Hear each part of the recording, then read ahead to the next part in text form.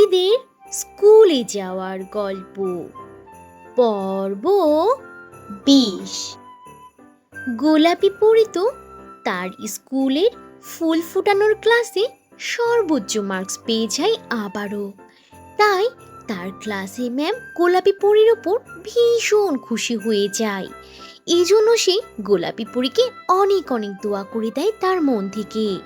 তখন গোলাপি পরী আনন্দে আটখানা হয়ে ক্লাসের ম্যামকে জানায়, ম্যাম, আপনাকে অসংখ্য ধন্যবাদ।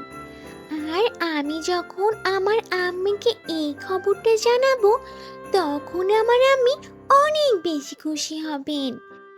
ম্যাম ওদিকে বলে, গোলাপি পরী, আমি জানি এই খবর শুনলে তোমার আম্মি অনেক বেশি খুশি হবে। আর হ্যাঁ, শোনো, আমাকে ধন্যবাদ জানানোর কিছু নেই, কারণ এটা তোমার প্রাপ্য। আমি শুধু যাচাই করে নম্বর দিয়েছি। ক্লাসে তো তুমি বেস্ট ছিলে আজকে। আর এদিকে লাল পরী তো হিংসায় রাগে ফুলতে থাকে, কারণ ক্লাসে সে ফার্স্ট হতে চেয়েছিল। কিন্তু গোলাপি পরী প্রত্যেক টার্মেই তাকে একের পর এক হারিয়ে দিচ্ছে। তাই রাগে ফুঁসতে ফুঁসতে লাল পরী বলে, দেখব পরের ক্লাসে কে ফার্স্ট হয়। এদিকে ক্লাসের ম্যাম তখন অ্যানাউন্স করে, আজকের মতো এই পর্যন্তই। তোমরা সবাই আগামীকাল যথাসময়ে ক্লাসে উপস্থিত হবে। কেমন?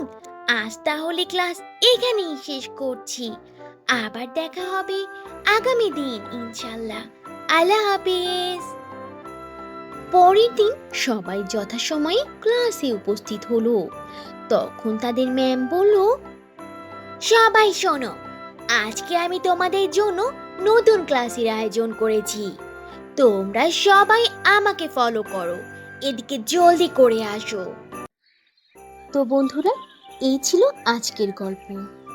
গল্পটি থেকে কি শিক্ষা পেলে তা অবশ্যই কমেন্ট করে জানাবে। আর ভালো লেগে থাকলে একটা লাইক করে দেবে।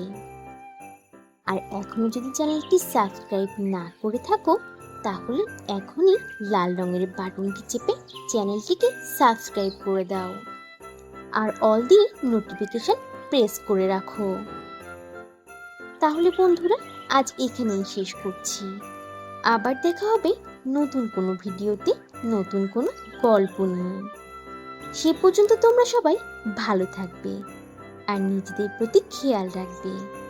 আল্লাহ হাফিজ।